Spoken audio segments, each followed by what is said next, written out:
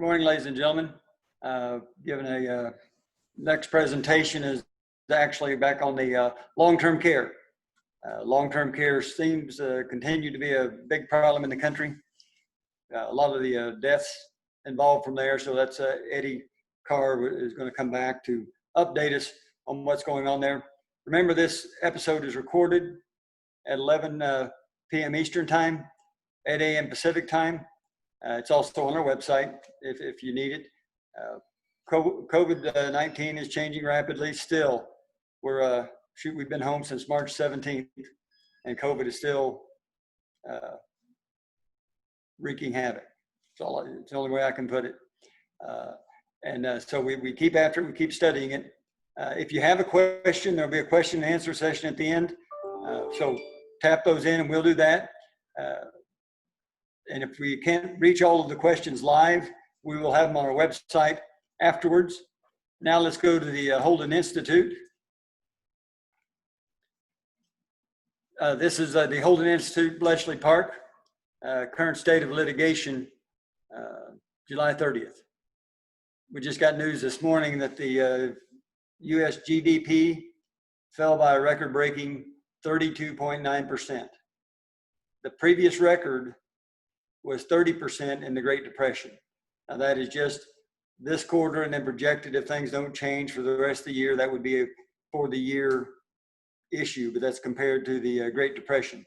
So in this quarter, we have surpassed, this past quarter, ending in June, we have surpassed any other quarter of contraction in our history.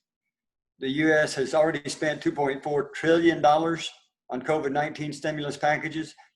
The Congress is arguing whether to do just 1 trillion more or 3 trillion more. So it'll be up to somewhere around 4 trillion when they're done. The entirety of World War II cost of the U.S. in GDP in dollars was 4 trillion as adjusted for inflation.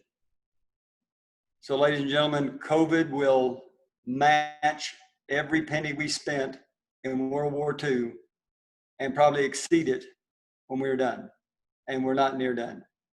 So strap on your seatbelt. It's going to be a rocky ride. There's still a discussion, of course, in Congress whether it's going to be 1 trillion or 3 trillion. They'll probably end up somewhere over 2 trillion.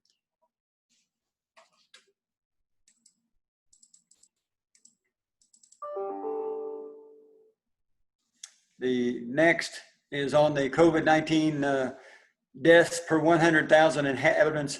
This was taken off a chart from all around the world. The number one, surprisingly to me, the number one country deaths per 100,000 is United Kingdom. 68.22 per 100,000 people have died in the United Kingdom due to COVID. Chile is way behind, and then the United States is right behind Chile at 42.83 deaths per 100,000. Okay, now I want you to look at the bottom of the chart. I want you to compare what has gone on in other countries that have handled COVID differently. China has had a total of 4,658 confirmed deaths, a total. We have that in a week. They have 3.34 deaths per million. All right, that is 0.33 deaths per 100,000 when the United States has 42.83 deaths per 100,000. South Korea, there's often discussion, well, China, we don't know what they're really doing. We don't know really what they're counting. I think the WHO keeps pretty close track on that, but I put South Korea up here because we know exactly what South Korea is doing and how they do it. We know exactly what they're doing and how they do it. South Korea has had a total of 300 confirmed deaths. They're, of course, much smaller than China. 5.81 deaths per million, or 0.58 deaths per 100,000, compared to the United States 42.83 deaths per 100,000. Folks, what is making the difference, and I don't want to be political because all of our parties are involved in this morass in one way or another. But South Korea jumped in, immediate mask, immediate work from home, and that tracing we talk about that is so important to find out where the pockets are at that we can't do anymore because we have too many, period.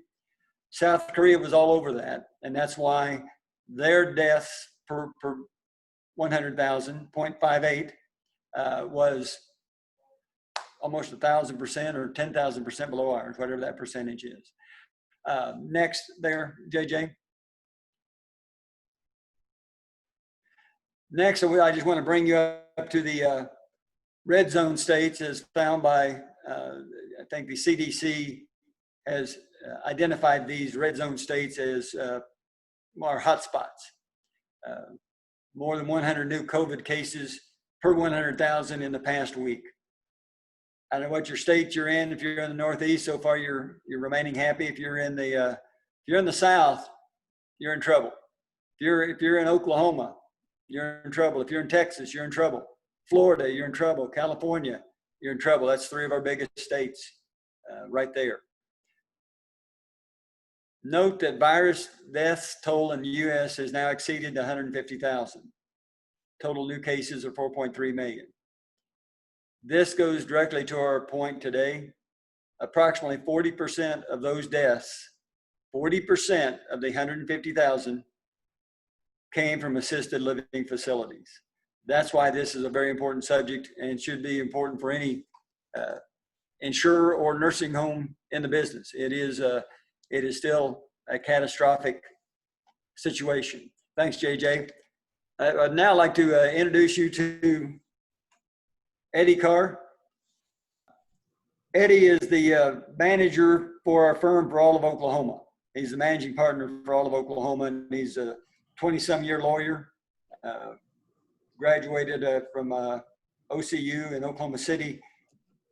The reason Eddie is important to this project, Eddie has probably reviewed more nursing home charts than any other person I know. Been involved in as many nursing home cases as about anybody.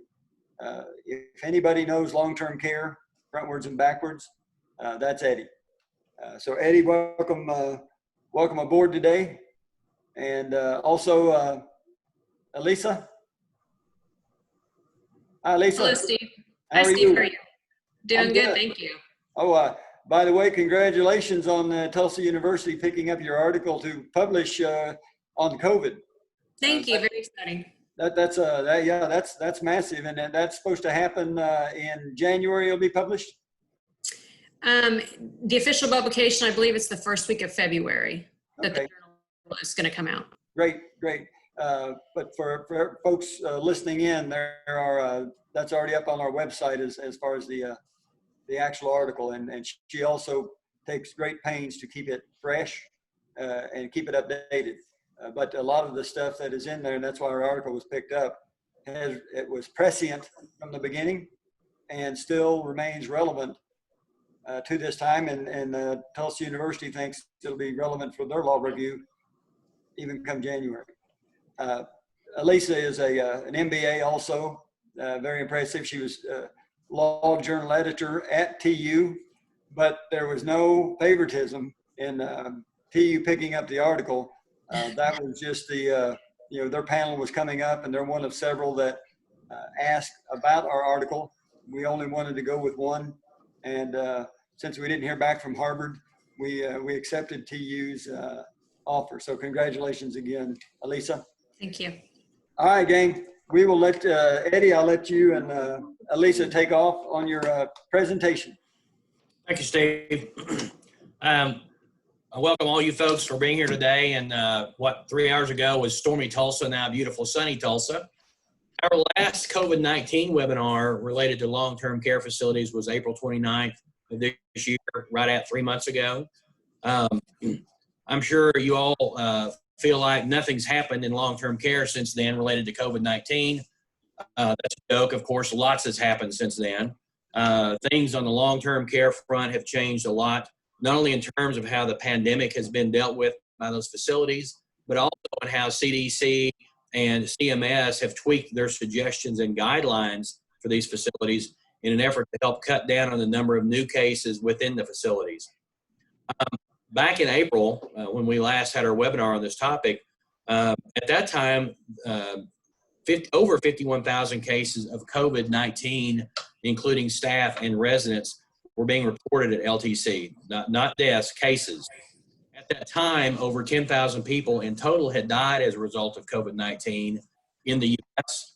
It was estimated at that time that approximately 27% of those deaths were at long-term care facilities. As of yesterday, CDC listed the total deaths due to COVID-19 at approximately 149,000. This is expected to rise to somewhere between 160 and 175,000 in the coming 3 to 4 weeks.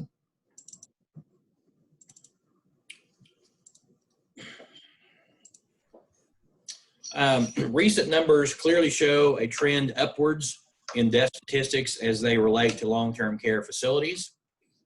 The AARP reported on July 16th that more than 56,000 residents and employees of long-term care facilities have died as a result of COVID-19. So back in April, we're talking about 51,000 cases of COVID.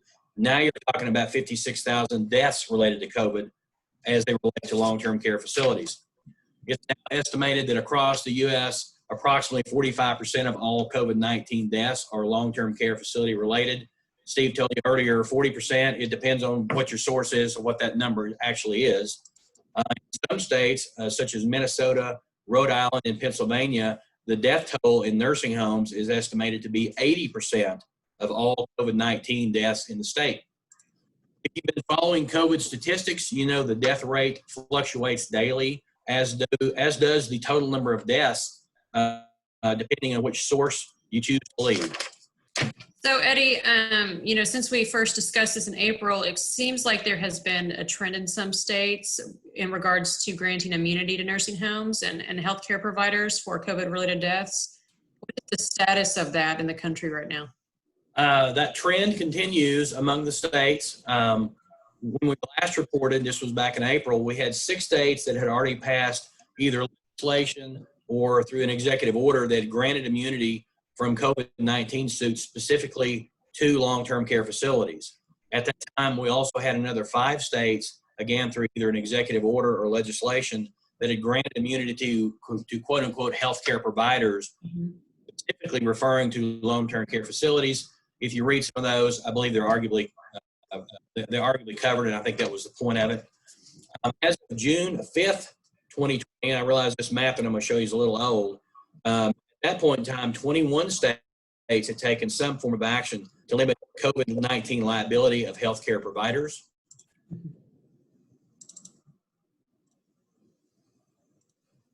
And again, the map is a little outdated, and I'll update some of the statistics reflected there.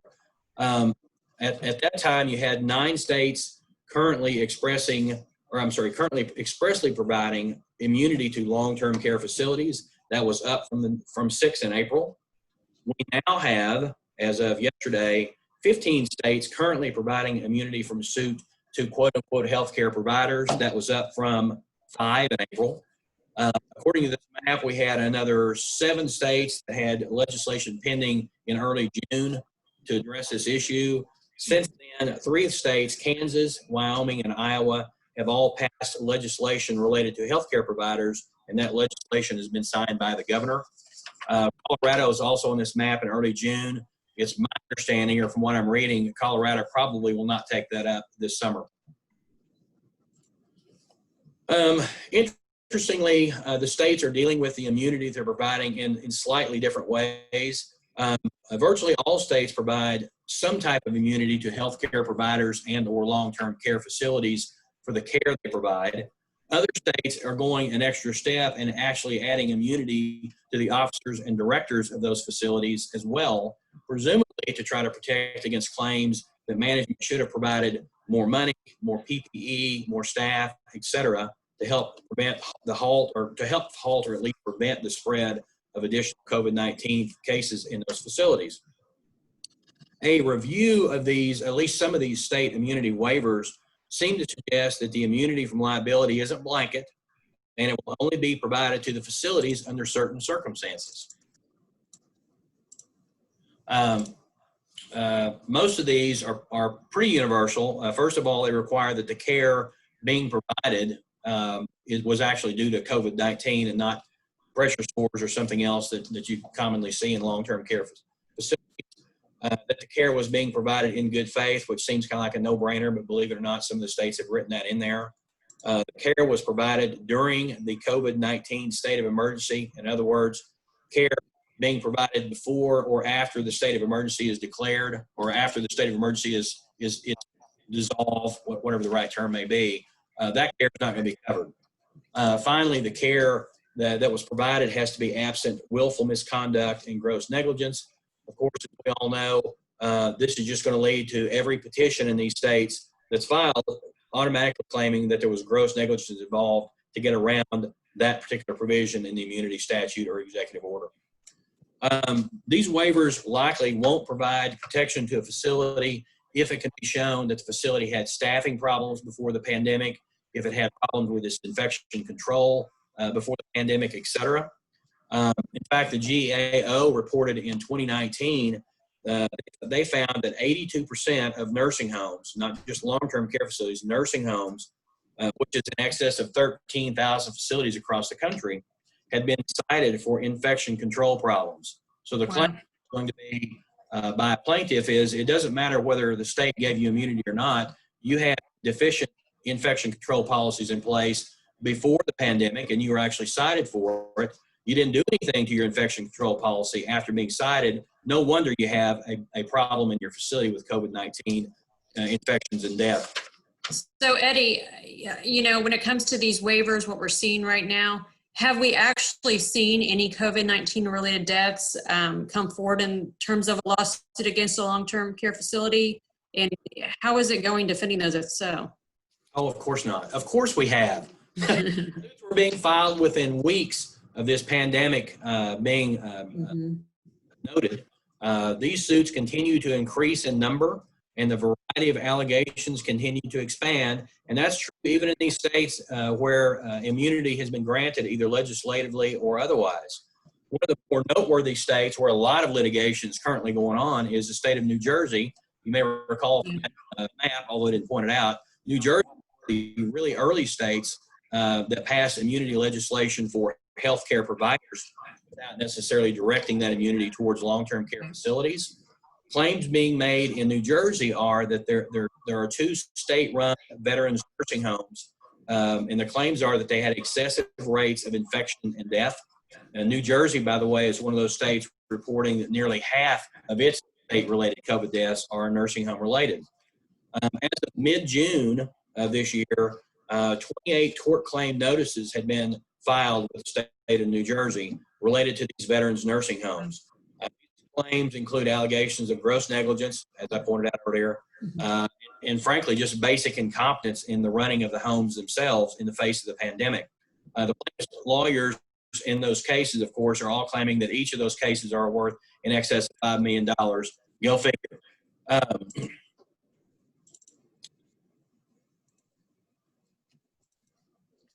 The specific allegations in these cases include that the administration directed staff not to wear masks. That's hard to believe, but it's an allegation.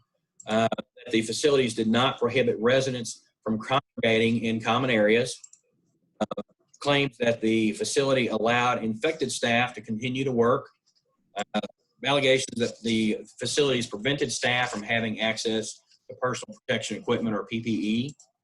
That the facility failed to implement infectious disease outbreak plans. In other words, it goes back to what we talked about earlier. You probably had a deficient plan in place before and you didn't do anything to it in light of the pandemic. Those are the allegations.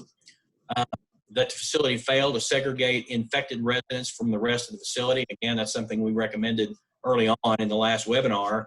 If nothing else, set aside one or 2 wings, however many you need of your facility, just for COVID patients, just to keep them out of the rest of the population. There's also claims that the facility failed to implement testing of residents. I suspect you're going to also see some claims at some point, if they're not already out there. I don't claim to know about all the lawsuits pending, but you're going to also see claims that facilities fail to adequately and timely test their own staff. Let's be honest, the staff are leaving, coming and going every day. That should be the primary people that you're testing, and I have a feeling there are some facilities out there not doing that. So Eddie, how are these facilities, how is this affecting their liability insurance? It is affecting their ability to get insurance. The long-term care facility liability insurance marketplace, even before the pandemic, was pretty tight, and there were already carriers leaving the marketplace. The carriers that have remained appear to be increasing their premiums in an effort to account for potentially higher losses due to the COVID-19 lawsuits. Kind of makes sense. In a recent interview I read with the president of a company in Oklahoma known as Inlight Insurance Services of Oklahoma, he indicated that carriers were putting moratoriums on writing new business for long-term care facilities because facilities were seen as one of the largest risks in the market. Many of those remaining carriers are dealing with the outbreak in the form of either limited coverage or outright exclusions of coverage for claims involving COVID-19. Before we go to questions, I just wanted to tell everybody I just received word that Herman Cain has died of COVID. You remember Herman Cain, the presidential candidate? Right. He had gone to the Trump's rally in Tulsa and caught COVID somewhere in Tulsa. I don't know if you caught it at the arena or what, but I was just handed a slip of paper that he has passed due to COVID. So, this is serious stuff, folks. Serious stuff. We have a few questions, and then we will move on.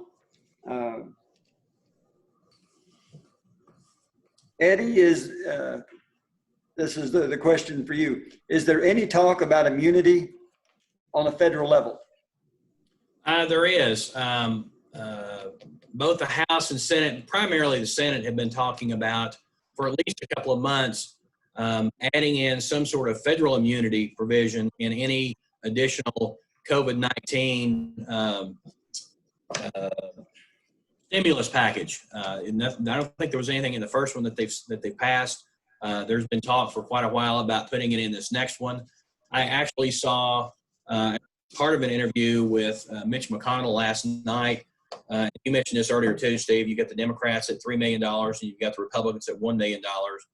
They got a long way to go to get to the middle. But Mr. McConnell's comments were that there was nothing in the House bill, the $3 million bill, that had anything that provided any protections at all to long-term care facilities or healthcare providers in that stimulus, whereas the Senate version does. So there's talk about it. It hadn't happened yet. And again, I'll go back to my comments earlier on the whole idea of immunity sounds good, and it probably makes a lot of long-term care facilities feel good. The problem is it's not a blanket immunity. There's so many provisos in what is and is not covered that you know as well as I do. Plaintiffs' lawyers are just going to plead around that, and honestly, it should make the part of those lawsuits involving discovery. It's going to make it even more onerous. We're going to have to produce more documents now than we did before. I don't really think that's going to help, but at least there's talk about it. Eddie, that may go into another question for you. We have a skeptical listener out there. Quote, while it sounds good on paper that they're granting immunity, is that actually going to stand up in court? Unquote. I think it'll stand up in court, but again, it's going to depend on how the law or the executive order reads. And again, the more carve-outs this legislation or the executive orders have in terms of what is and isn't covered, the tougher it's going to be to make that immunity actually apply. I think it's easy to plead around any of this stuff. You and I have both seen it. It's happened here. Once you get a plaintiff's attorney alleging gross negligence to get around this statute, well, now you're also pleading gross negligence for punitive damages. It's going to get them over both hurdles. If they can show gross negligence on the COVID side, they've already set themselves up for a claim for punitive damages. I don't think it's going to help. It's going to make our job tougher to defend them, but I don't think it's going to help. It may make it easier to settle some of them, but it won't take long for Maybe. I hate to say things about the plaintiff bar because I have a lot of friends over there, but they're like an infection. Once you try to stop them in one area, they go around the corners and come in you from another area. They mutate. Yeah, they mutate. So I think that very likely is going to happen.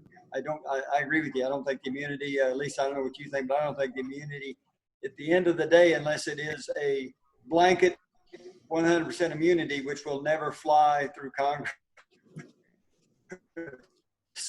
I agree with that. I don't think it'll mean much. What do you think, Alisa? I know I've talked about on previous webinars, that we've done, that there are some very creative lawyers out there, and as long as there's not blanket immunity, they will find ways and articulate different claims, perfect the wording to make it come through. Yeah, there are no without blanket immunity. There's just lots of ways around it. I mean, I've tried a couple of hundred jury trials, and they look easy on paper, but they're really not. It's Right. It never works out that way. There's there have been a lot of products cases. They have residual measures. That you change things to make your product safe. Well, there are 1,000 ways around that. They say that doesn't. Yes. They say that doesn't come in. Well, but then by the time the plaintiff attorney gets done, the judge agrees. Well, but they can't come in for that purpose. And I think we'll see that in that spot. Right. Let me another kind of question. Looks like it's from an underwriter, but how do you better underwrite nursing homes with the dramatic exposure that they have? 40% of our deaths. They're already kind of a marked target. Alisa, you have a thought on that on underwriting? I have an opinion, but your opinion is probably worth more than mine. So the question is, how do you better underwrite? Yeah, how do you account for all of the problems, unforeseen problems, and the high dollar demands, and maybe the high verdicts? We don't know yet. We're still doing our research trials on that regard, which we're going to have a future presentation on that, by the way. But how can they better ensure as an underwriter that it's going to they're not going to get bankrupted by the nursing home industry like it was back in the 80s, and then again in the late 90s, early 2000s. Well, I have a client that I'm working with that on right now, and we are writing some virus exclusions, specifically COVID-19 related, and making the language very specific, because I know that a lot of insurance companies at this point have gotten into trouble because the language was ambiguous or it was too broad, and there have been arguments that COVID-19 or a pandemic does not fit into that type of virus exclusion. So that's something I'm actually working on right now to really perfect the language. Okay. That's a good approach. I would tell our listeners from nursing homes and from the insurance industry, the number one thing I can think of to help immediately is to take those CDC guidelines and follow them to the T. Absolutely. And CMS. Yeah, that is going to be your best defense, definitely against punitives and that sort of thing. It's going to be your best defense that, hey, we have them we follow the book, and we've done everything. And it can't be just lip service. Now, Eddie and I have, we've seen good nursing homes, and we've seen not so good nursing homes. Most of them have the same manuals, right, Eddie? Yep. But one follows and one doesn't. And Right. Then you get in even deeper trouble, because then when you're sued, it's like, well, you know what you're supposed to be doing. I mean, that's what the plaintiff lawyer says. You know what you're supposed to be doing, but you're not doing it, are you? And they eventually have to admit, yeah, they're not doing it. Absolutely. Follow CDC, follow the F tags, all of that nature will actually help at least build a defense for sure against negligence or any other type of claims. I'm getting ready to try a bad faith case in southern Oklahoma, southeast Oklahoma. And that judge has said, we're going to be able to do this, but we're going to follow the CDC guidelines to the T. And I said, Judge, you're talking about only 10 people in the courtroom? And he said, yes. If that's the current CDC guideline at the time, only 10 people in the courtroom. A lot of my carriers are appearing by Zoom because they're on travel bans. They can't even come. So those CDC guidelines are very important. That's the best we've got to go with. So stick with those closely. About time for us to wrap up. Eddie, any final words from you, sir? Sure, I got final words. If you believe that Chinese death statistic, I've got some beachfront property in South Tulsa. I'll sell you. What about the South Korea death statistic? Now listen, it's beachfront on the Arkansas River, but I'll sell it to you. What about the South Korea statistics, Eddie? The ones we helped generate.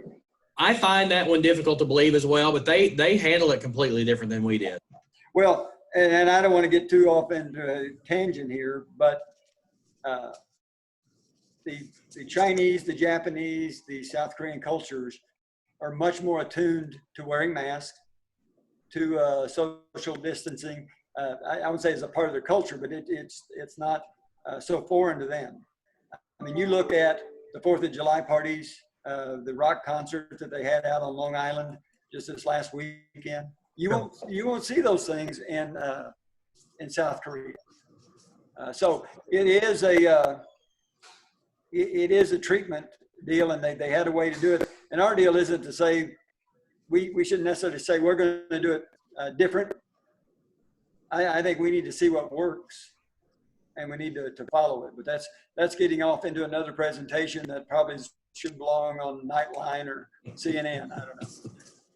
All right, Alisa, you got anything else on your end? Not that I can think of. Thank you for having me. Oh, good to see you both. We've all been at home since March 17th, so we now meet this way, just like the audience is watching. So, all right, gang, we will sign off now, and we want to thank folks for listening in. Thank you. Bye-bye. Thank you.